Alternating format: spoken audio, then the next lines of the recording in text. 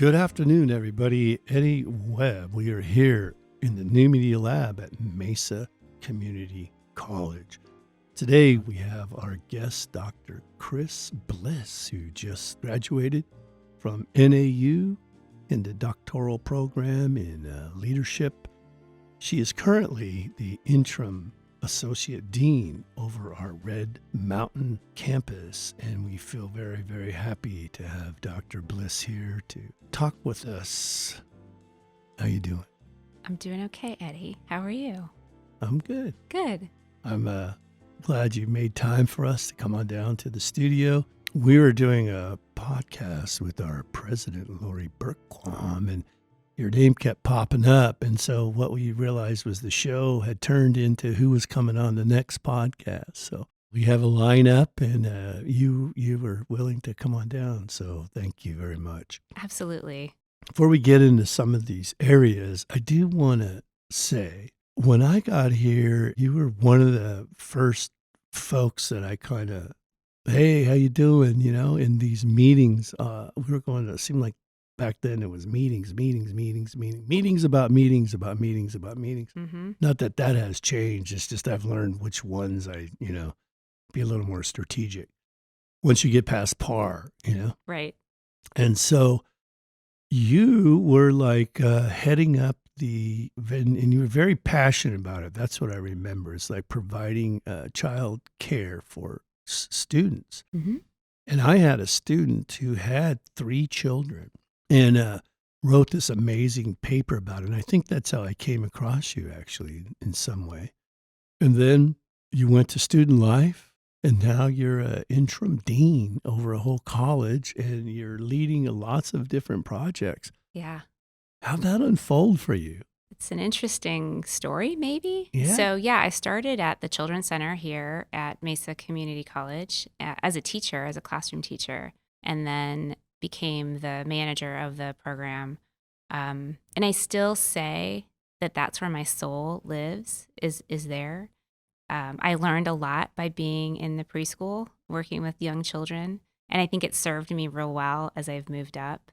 So I was the manager, and then we had an opening we had a few departments in student affairs that didn't have managers for a while. Career services was one of them, and student life. And Dr. Pearson, our former VP of student affairs, went through a hiring process, and I ended up becoming the manager of those 3 departments. So the Children's Center, Career Services, and Student Life. Right. Wow. So it was an interesting position, and I used to describe it. So I'm Adjunct Faculty in Education Studies. I teach human development there, and I used to describe it in that way. That was how I wrapped my head around that job. Was I literally see students from the very beginning, in the middle with student life, and then on the other side in career services with helping them find positions and getting internships and all of that. So I did that for a few years. And then when Dr. Reyes got the position of Senior Associate VP, there was a vacancy at Red Mountain. And Dr. Burquam asked me if I would be interested in serving as an interim lead. And I said, sure. So that's how I ended up there. It's amazing. I mean, I think it's really great. And the thing that's impressive about your contribution is that, like many people, you matched it with continuing education yourself. You kept growing as a leader and understanding the systems. And obviously, you must be excellent at what you do to, hold the trust of the cabinet. Mm-hmm. Yeah, Dr. Pearson walked me off of several ledges getting stuff done, Yeah. Never really, for me, it never really turned into the next thing because I've just fell in love with the New Media Lab and found my home and, I'm happy. Yeah. But I just love to see people come here and it works out. Yeah. It works out for people, and some people struggle, it never works out. And, so it's just really good. I think folks would appreciate your story, I see you're actually leading a resilience training thing here at Mesa. What is the resilience training? So one of the things that I got involved with, in 2012, I think, was a program for students called Leadership. And that's a thing that Maricopa as a system participates in. So it's a week-long leadership training for all 10 colleges we select we put out applications and students apply. And it's an in-person thing that we've done in the past. And I liked it so much, I became a facilitator with that organization. So I get to travel to other universities and do leadership with students. So I've been to the University of Memphis, UNC Chapel Hill, UW, La Crosse. So part of their curriculum is they also do what they call resilience training. And they offer that for both employees of universities as well as students. And when the pandemic came, I thought resilience training would be good, right? Like, how can we help both our students and our employees as we move through this pandemic? I brought the resilience training years ago to Mesa and Gateway when I was the MAT president a long time ago. And it was very successful for the MAT employees. And I thought, let's do it again. Let's bring it again and do it virtually. So I offered sessions. They're recorded for the employees. Employees can log on and listen to the recording or listen to what we talked about.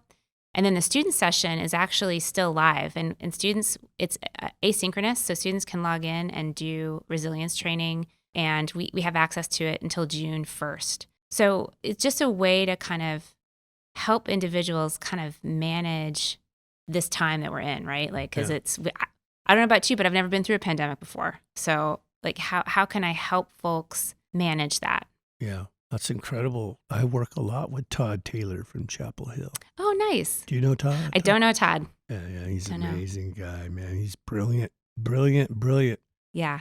Yeah, that's wonderful. Now, when you were doing this work, was that as a representative of Maricopa, or were you doing it on your own? Doing it on my own time. Okay, yeah, cool. doing it on my own time. Nice. Yeah. It's something I enjoy. I love working with students, and I love, I think that this goes back to my time as a teacher in the classroom, seeing that light bulb turn on over a kid's head, whether that kid is 3 or whether that kid is 65. Yeah.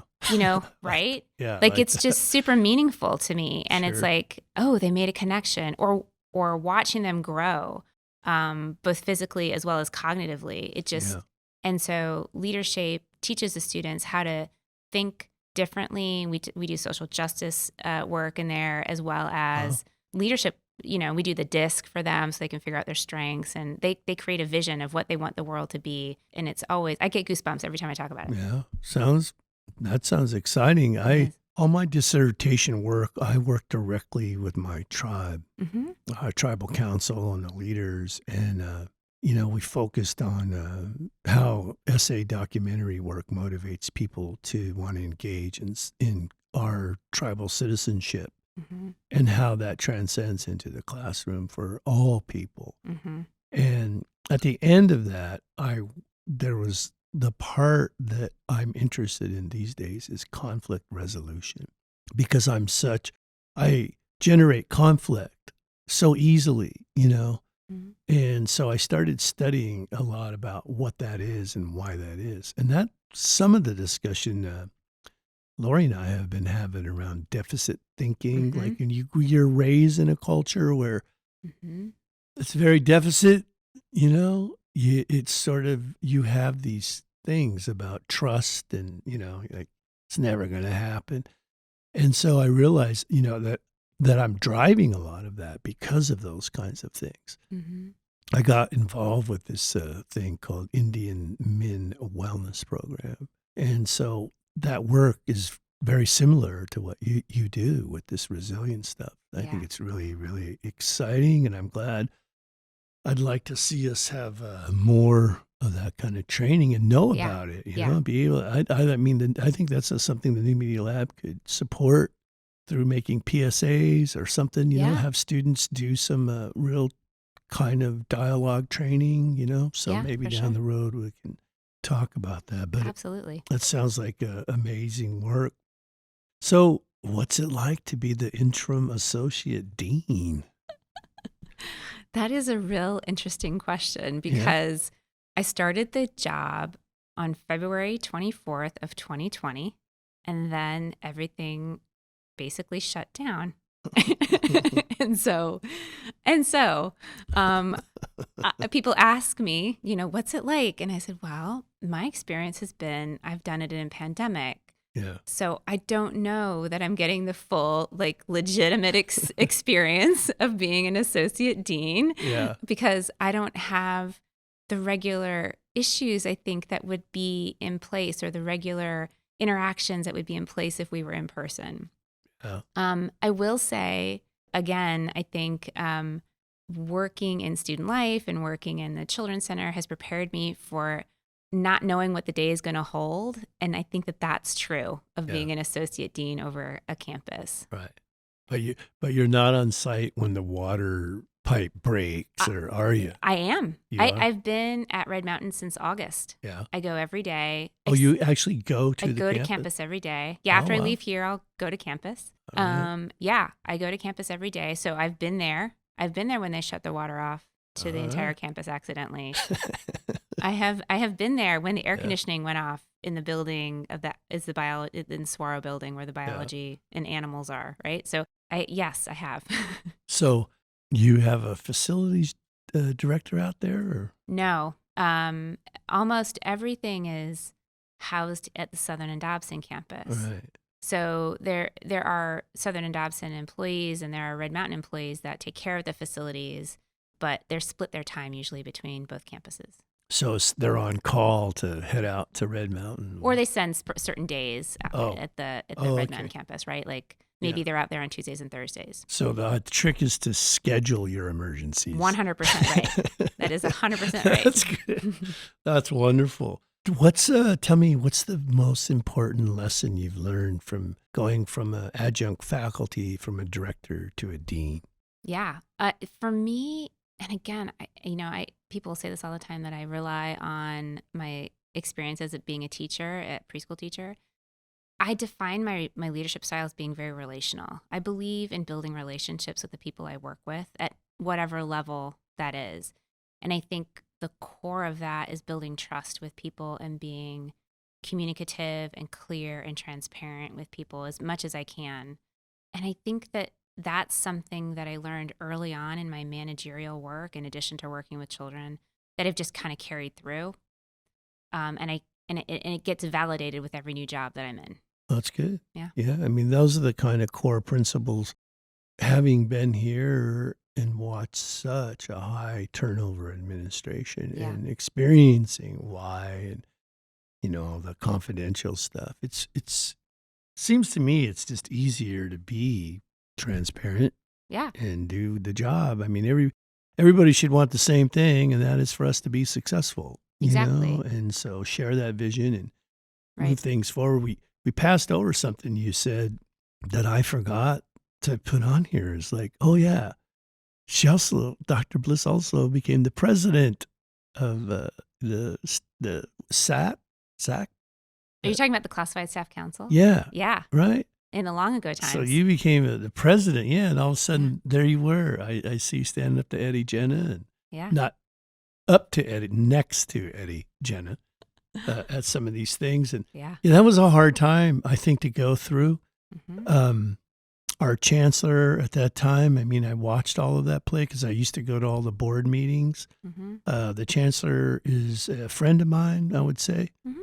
and always treated me with the utmost respect and love. So it was a really hard time to watch all of that unfold. I'm not sure we're completely through with that yet, but it was also alarming to see things, like the need for some of those challenges. Yeah.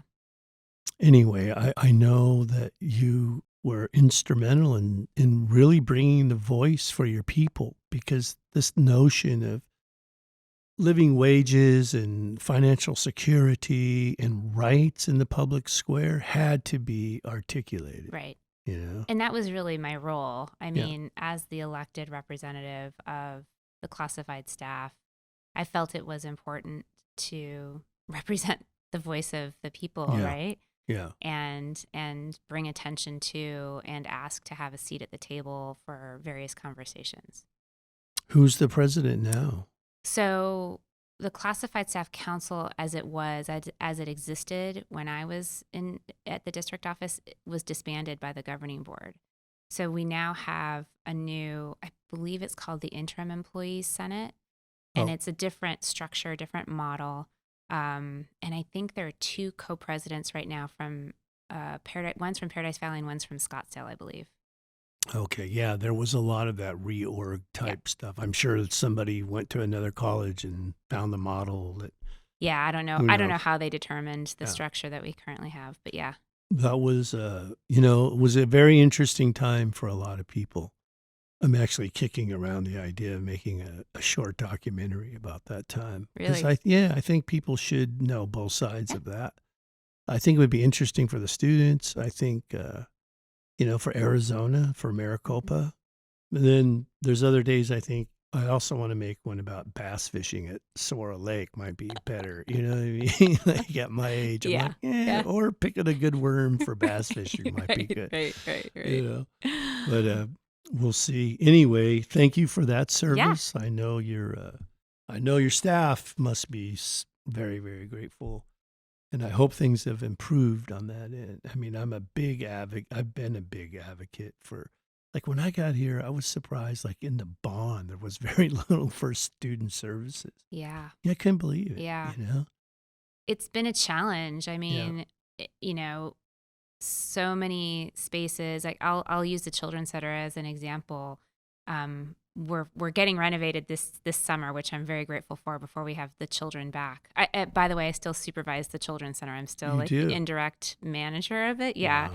Wow. Um, and so we're getting new carpet and new paint, and it's been I've worked at Mesa for 17 years, and only one time since I've been there have we gotten new carpet and new paint in that building. And we still have cabinets from the 1980s. They're turquoise, and we just make do with what exists. And so I'm grateful that we're starting to see some attention paid to that department for Yeah. sure, but others as well. Did it take a while to get carpet and paint, or? Yeah, like we're getting it this summer, Yeah. right? So Yeah.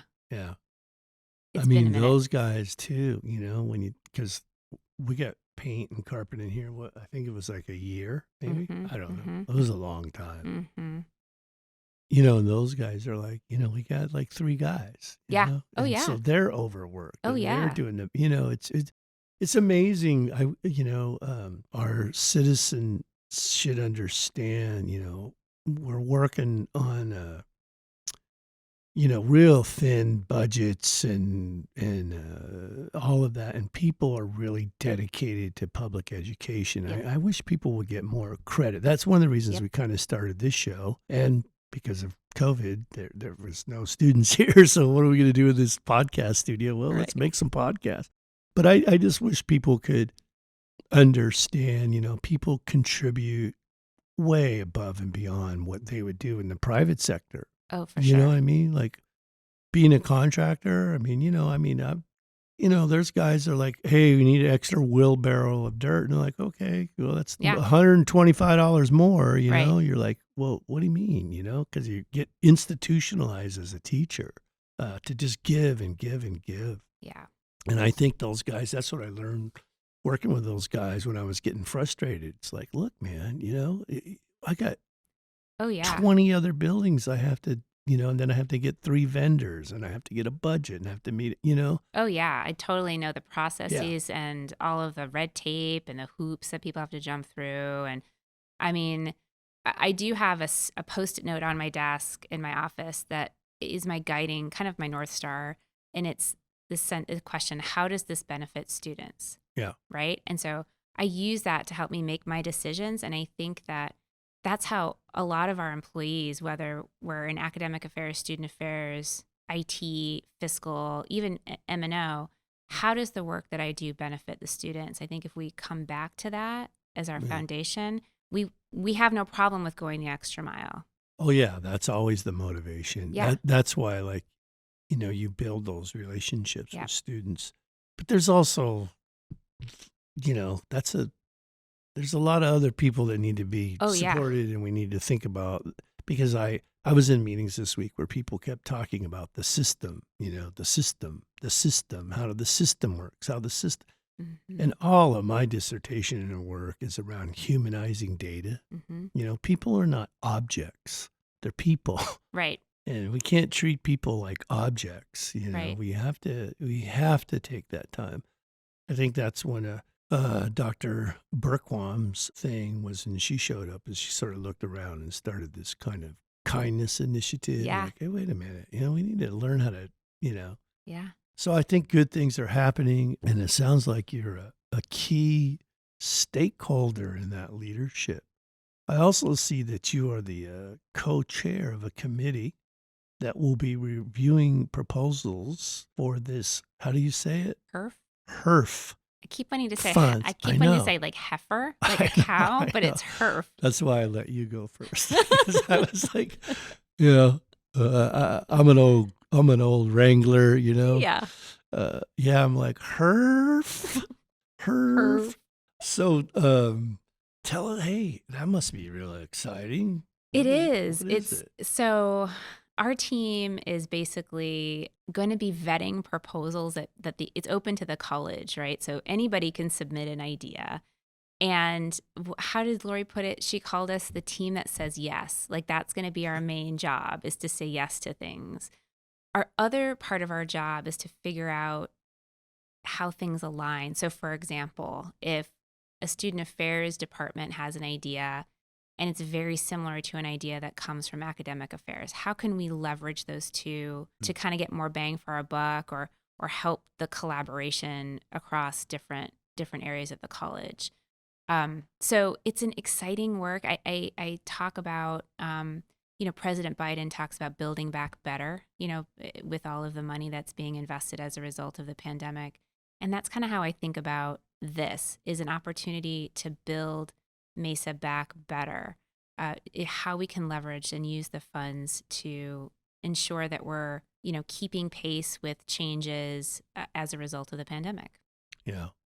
For us over here, the pandemic, as tough as it has also been like a place where, we started off with, we have to modernize the language arts, right? Mhm. And so we started doing documentary essay work in just my little classes over there, a little camera I bought.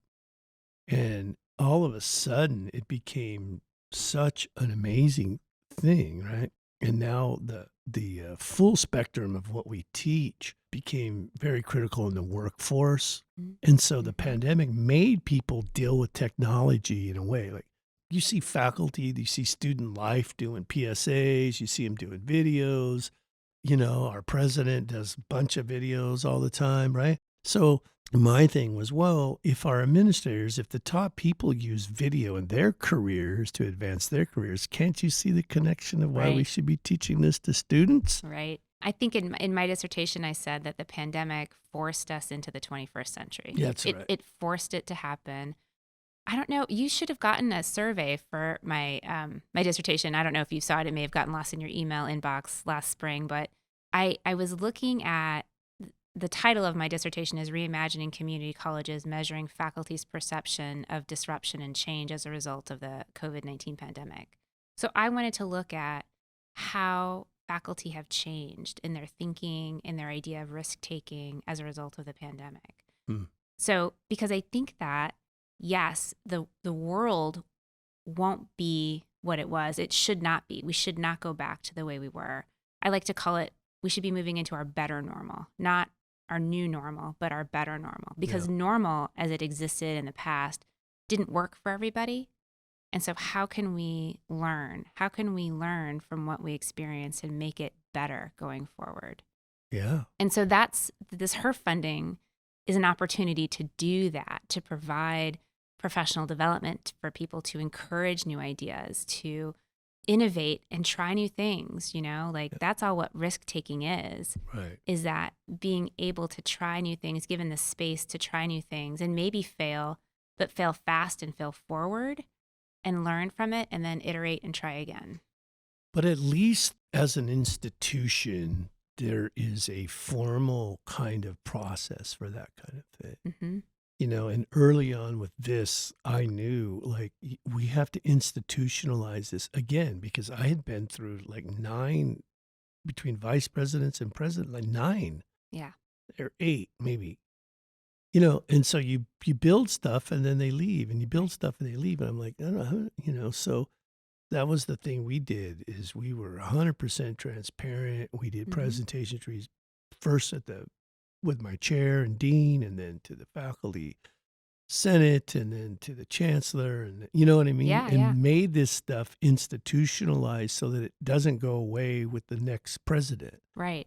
And it sounds like that's what you're doing as well, is making sure that the support for these ideas are well funded, and Yeah. that everybody knows where the purpose of it. Right. And we used to, a long time ago, we had that.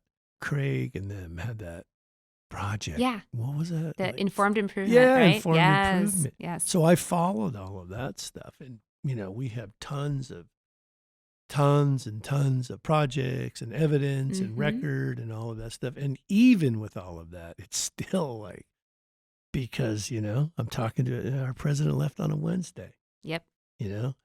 and our chancellor, our provost left on a Tuesday. And Right. you know what I Right. mean? Right. Yeah. Yeah. And so, it's really good to keep record of all of this Mhm. stuff.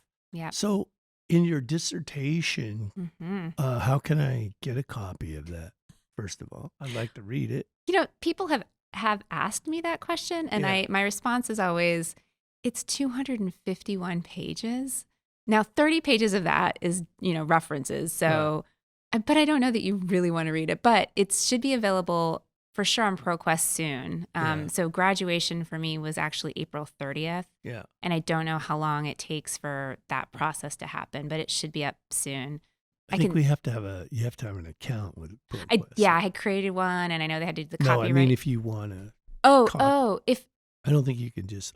you should be able to access it through our library here, I would think. We No? don't have Proquest. Oh. I tried getting funding for Proquest for Oh. students, and it was Didn't like go through. 25,000 or Oh. something like that. Well, I'll send you a copy of it if you'd like to read it. I would like. I will send it to you. You guys heard it here. I would like to read it. I will love send it to reading you. dissertations. It's How- it was interesting. How are you using it in Mesa in Red Mountain?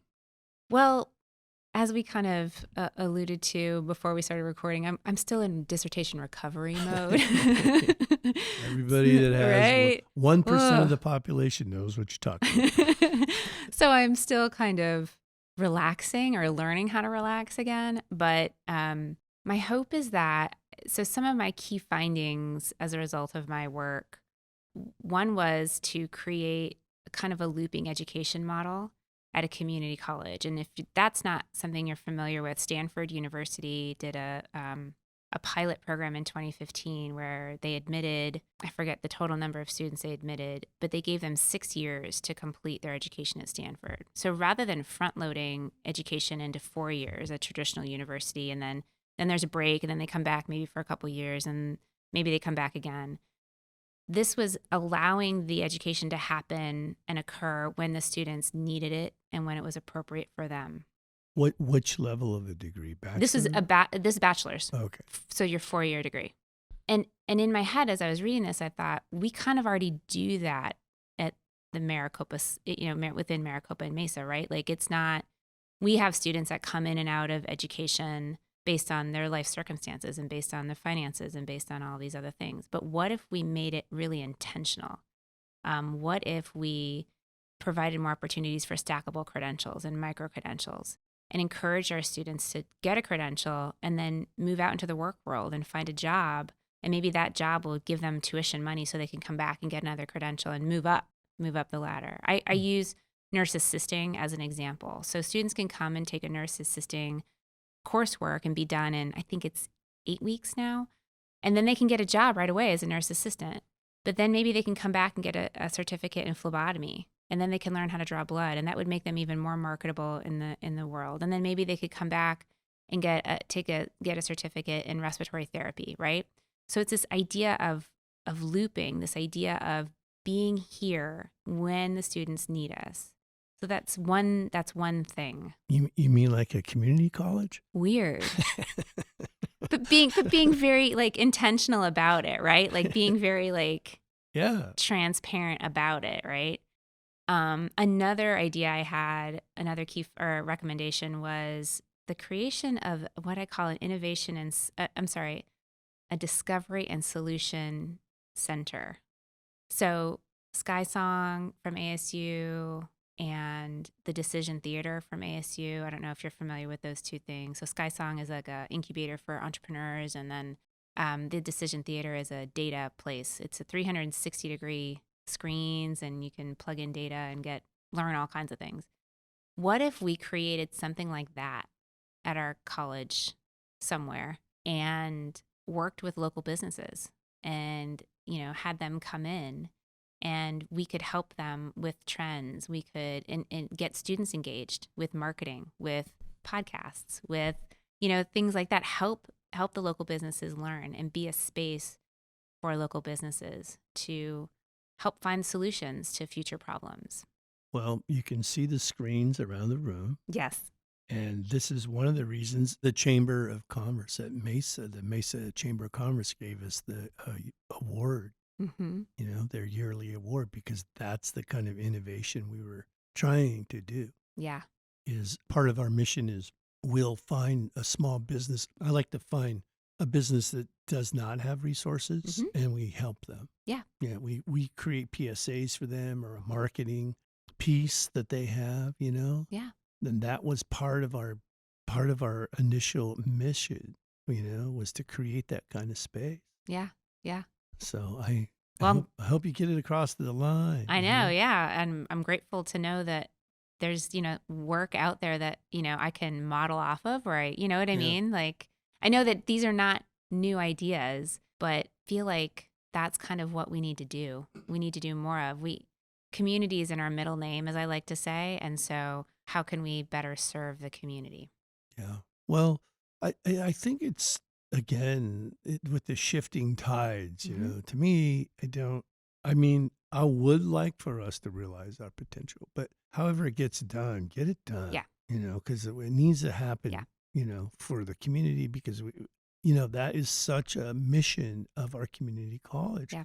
That's why, you and I pay property taxes and people pay tuition, is that we're supposed to be helping civilization along, Right. and affordable and access education for our citizens. That's the Right. whole point, Yeah. Yeah. And so, I think that as things change and new people show up with ideas, and then the people who do the work, the dissertation work, I'm not saying that you have to have that, but it is nice to see somebody go through that process, and have findings. Mm-hmm. I can rely on my findings in the analytical part when things come up. Right. I actually prove this scientifically. That's, what do they call that? That's worth like a sandwich and a cracker or something. I don't know what's the saying that sounds is. about right. But you brought up Biden, and I've tried to stay away from names around politicians. But I read something this week that he wrote that was very important. He said, these faculty, these scholars and stuff, need to stop talking down to people, because when you think about it, 1.2 or something around there, 1.5% of the American population, people have doctorates. That means 98 people don't. Right. And so we have to listen to everybody, and be inclusive around that. And it was really like, oh yeah, humbling, Yeah. just because you did this one thing doesn't make you, all that and everything. And Right. so that idea, but it does strengthen you, to be an asset for people who you can work with. Yeah. And want to work with you. So yeah, that sounds absolutely exciting. So we are here at the New Media Lab talking with Dr. Kris Bliss, who is the acting interim associate dean over our Red Mountain campus. We've actually just kind of doing a conversational piece of her. She's been so willing to share her professional development and growth and experiences with us today. And she's doing amazing work, has been doing amazing work, and it looks like lined up to do a lot more amazing work for Maricopa.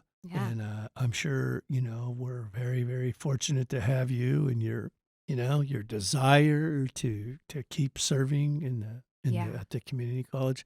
Yeah. But it looks like you're one of those people that you're going to lose you as a president at some university somewhere sometime. I Looks have like no idea. One of the things when people because I working with students a lot of times they want to ask me like, how did you get here? yeah, How did you they've asked me a lot about my journey. And one of the things that I always tell people is that when opportunities present themselves, I almost always say yes. Almost always. The only time I will say no is if I'm already too busy and I just physically cannot do it. And I think that's how I've gotten where I am, is just saying yes to things because I will learn something one way or another. I'm going to learn yeah. I'm not good at that thing or I'm really good at that thing, and so who knows what the future holds? Who knows? Well, I'm sure it's going to be good things. I'm actually learning to say no. Very nice. I'm Maybe you a, could teach me how to do yeah, that. I'm at a place where I'm learning to say no.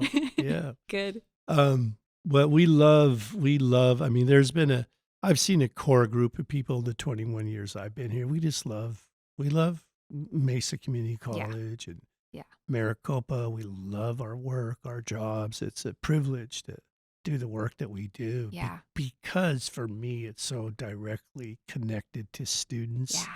and the demographic of student. Like I was at ASU, I was at UC Davis. I could have stayed at the universities and did research. Yeah. But I didn't. I wanted to connect with the kids that come from my zip code, Yeah. I come from the poor working class, and that's the students, Yeah. that I see a lot. And those are the students that I want to work with, make their dreams come true. So before I came here, I lived on the East Coast for almost 10 years. And I was a preschool teacher and a kindergarten teacher there. I taught preschool at Harvard, and then I taught kindergarten at Brown, right? So I've seen elite, universities, right? And worked in spaces that were incredibly elite. And then, I came to Mesa in 2004, and I've been here ever since. And I'm probably the happiest that I've ever been here, even though when I first started, I was a PSA grade 6. Like I was like Right. low paid, whatever. It didn't matter. I was doing something I enjoyed. And graduation day is my favorite day of the year. It's my favorite day of the year because I get to ask the students and hear their stories. What's next for you? And how did Mesa help you get there? I want to know. And it's just, I love it. I get so pumped. I'm so excited. No, it's been amazing to watch you grow into what you're doing, and I expect great things from you in the future. Awesome. So we like to give our guests a final word to the community. What would you like to say?